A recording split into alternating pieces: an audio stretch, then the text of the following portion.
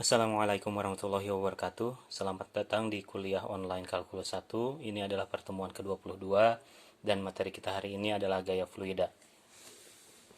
Yang akan kita pelajari hari ini adalah pertama, kerja yang kita perlukan untuk mengeluarkan fluida dari dalam sebuah kontainer atau sebuah wadah.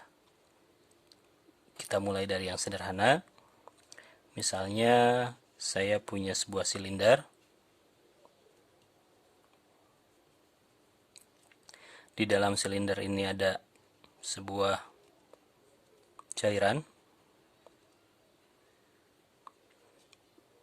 Dan kita ingin mengeluarkan cairan ini dari silinder. Sebutlah cairan ini memiliki kedalaman 10 satuan. Dengan jari-jari misalnya 5 satuan. Satuannya sebutlah dalam meter. Nah, idenya adalah kita melihat partisi dari cairan ini.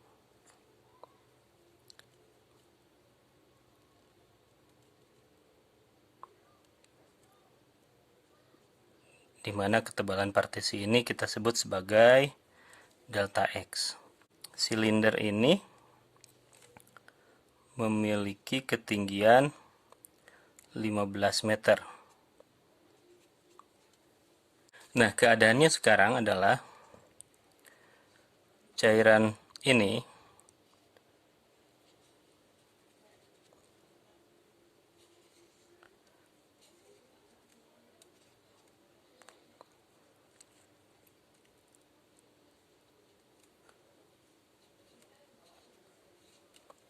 seluruh cairan yang akan kita pindahkan, dan tujuan kita adalah memindahkan cairan ini hingga ke ketinggian 15 meter.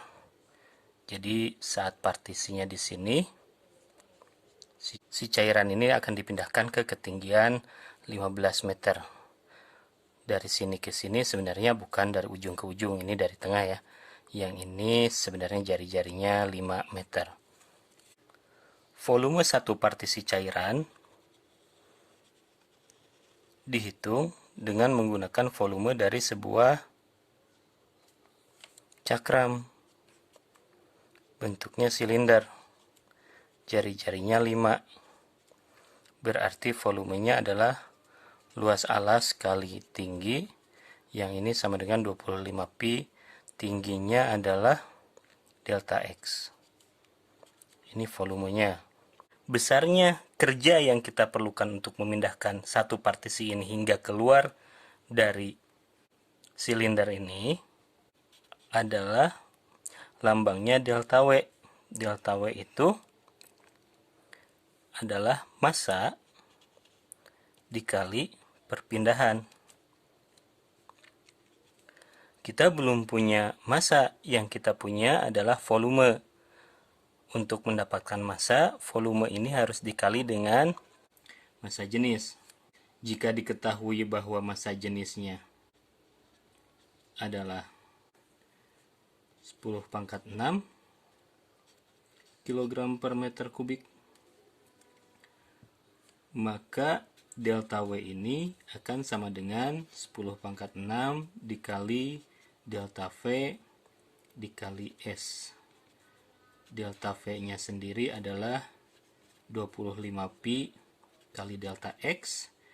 S ini adalah nilai perpindahan dari partisi sampai ke titik yang dituju. Si partisi ini berada di Y. Sebentar, partisinya yang ini karenanya ketebalannya itu bukan delta X melainkan delta Y.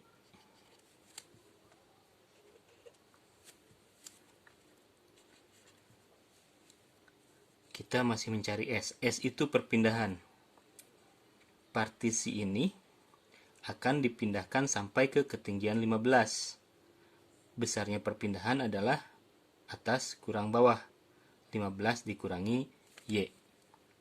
Berarti ini kerja yang kita miliki. 25 kali 10 pangkat 6 Pi kali 15 kurang Y delta Y. Kalau saya mencari DW, ini berarti 25 kali 10 pangkat 6 Pi 15 kurang Y dy. Nah, ini adalah kerja yang diperlukan untuk memindahkan satu partisi. Untuk memindahkan seluruh partisi, kerja yang diperlukan nanti adalah integral dari dw.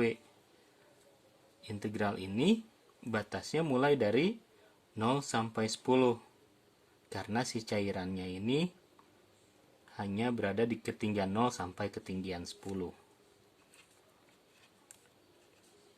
Jadi yang perlu kita hitung adalah integral dari 0 sampai 10, 25 kali 10 pangkat 6 Pi 15 kurang Y dy. Ini adalah konstanta, sebuah bilangan. Jadi boleh saya pindahkan keluar integral. 15 kurang Y diintegralkan menjadi 15Y kurang setengah Y kuadrat. Lalu saya harus substitusi 10 dan 0. Hasilnya nanti adalah 150 dikurangi 50 kurangi 0, yaitu 25 kali 10 pangkat 7 Pi satuan kerja, yaitu Joule. Kita coba soal yang sedikit lebih susah. Sekarang misalnya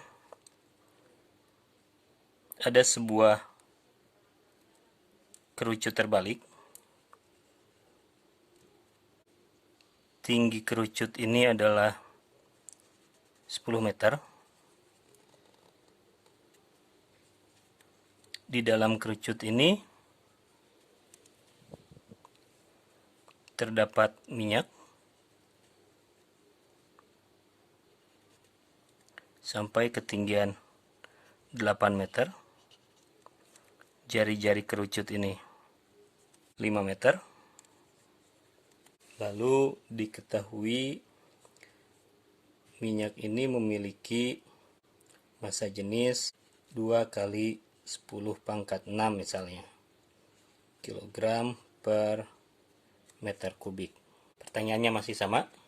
Berapa besar kerja yang diperlukan untuk mengeluarkan semua isi minyak ini keluar dari kerucut? Caranya sama. Kita melihat sebuah partisi dari minyak ini. Bentuknya ini sebuah cakram dengan ketebalan delta Y. Kalau saya lihat setengah bagian kerucut ini,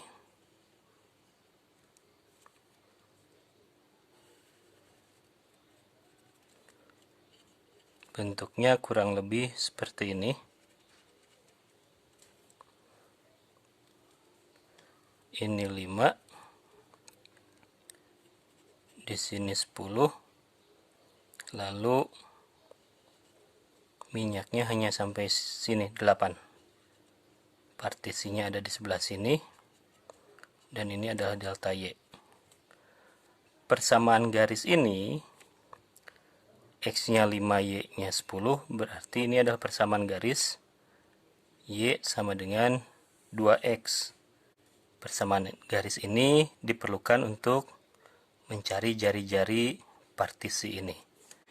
Jari-jarinya adalah X, yang fungsi X ini mengikuti persamaan X sama dengan Y per 2. Berarti volumenya adalah pi r kuadrat kali ketebalan si cakram ini, karena dia bentuknya cakram. Ketebalannya adalah delta Y, dan jari-jarinya adalah Y per 2. Pi kali Y per 2 kuadrat kali delta Y. Hasilnya pi per 4 Y kuadrat delta Y. Kalau yang saya cari adalah masanya, masa itu masa jenis dikali volume. Yang ini sama dengan 2 kali 10 pangkat 6 dikali pi per 4 Y kuadrat delta Y. Ini nanti akan sama dengan 5 kali 10 pangkat 5 pi Y kuadrat delta Y. Yang kita cari adalah kerja. Untuk satu partisi saja, kerja yang dibutuhkan adalah delta M dikali dengan perpindahan. Delta M-nya kita sudah punya. Perpindahannya adalah jarak dari partisi ini sampai ke tempat dia ingin dipindahkan. Dari 10 sampai Y. Atas kurang bawah berarti 10 dikurangi Y. S-nya adalah 10 kurang Y.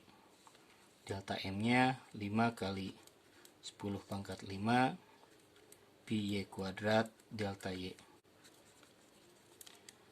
Jadi delta W-nya adalah 5 kali 10 pangkat 5 dikali pi dikali 10 Y kuadrat kurang Y pangkat 3 kali delta Y.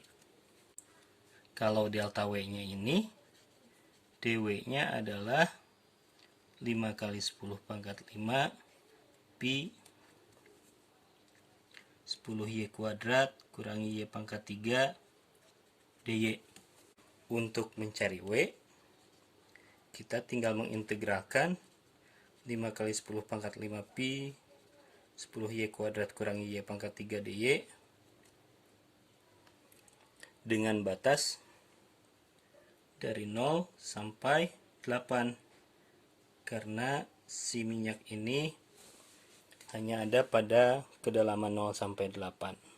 Kalau saya selesaikan, W nanti akan sama dengan 5 kali 10 pangkat 5 dikali pi, ini pindah keluar integral, yang diintegralkan adalah 10 Y kuadrat menjadi 10 per 3 Y pangkat 3 dikurangi Y pangkat 3 diintegralkan menjadi Y pangkat 4 per 4, dan ini harus saya substitusi 0 sampai 8.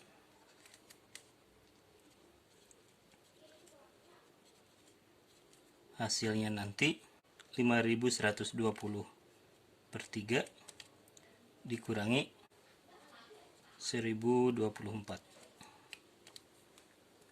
Satuannya adalah joule.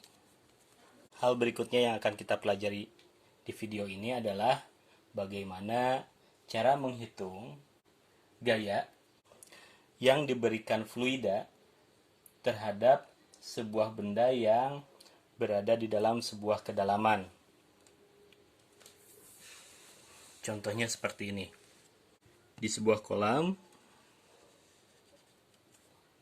sebutlah dengan kedalaman 3 meter,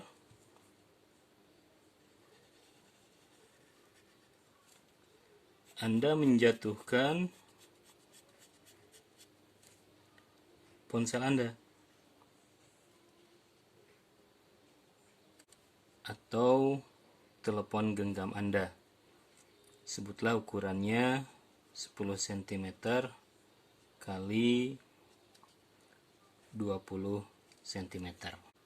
Karena dia berada di dalam air, ini ada tekanan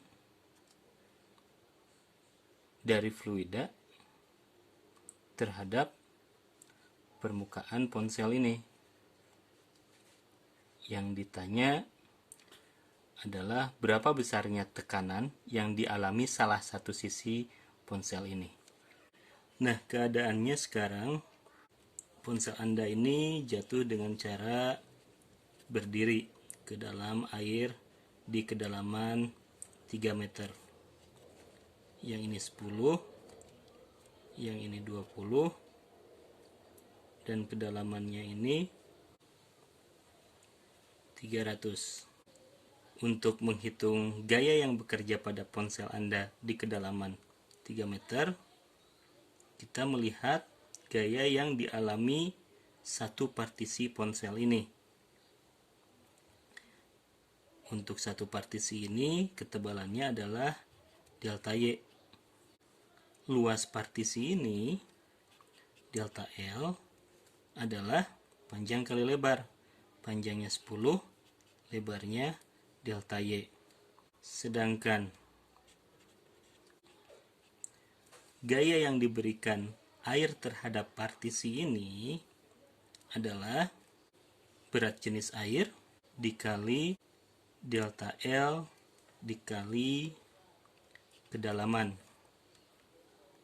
Kedalaman partisi itu adalah atas kurang bawah, 300 dikurangi Y.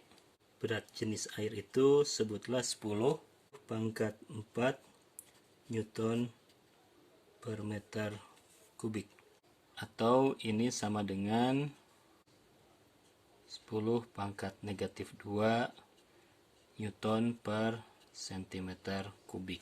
Jadi besarnya gaya yang dialami oleh satu partisi ponsel ini adalah 10 pangkat negatif 2 dikali 10 delta Y dikali kedalaman. Kedalamannya adalah 300 dikurangi Y.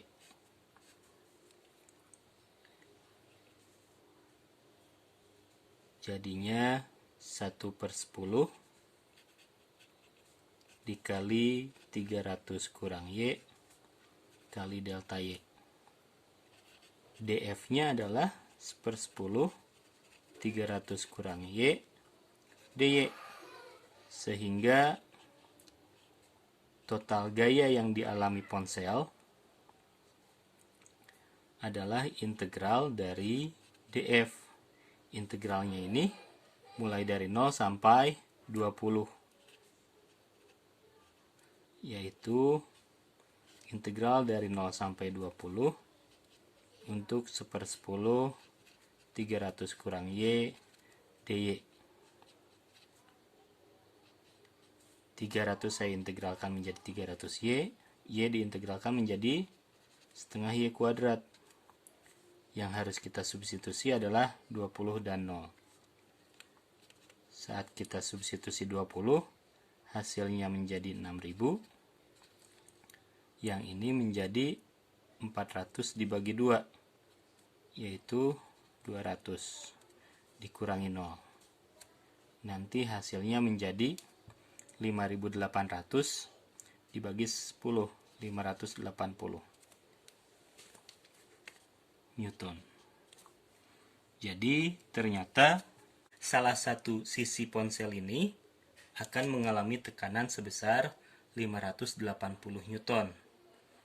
Itu sama seperti ponselnya disimpan di lantai lalu diinjak oleh orang yang memiliki massa atau berat badan 58 kg. Kita lihat contoh soal berikutnya. Sekarang keadaannya ada sebuah lempengan besi. Dia berbentuk segitiga siku-siku sama kaki. Dan lempengan ini disimpan di dalam kolam siku-siku sama kaki. Dari sini ke sini panjangnya 3 meter. Ini adalah dasar kolam. Dari sini ke sini juga 3 meter, sedangkan kedalaman kolam ini adalah 5 meter. Yang akan kita hitung adalah besarnya gaya yang bekerja pada salah satu sisi lempengan besi ini. Keadaannya besi ini saya gambar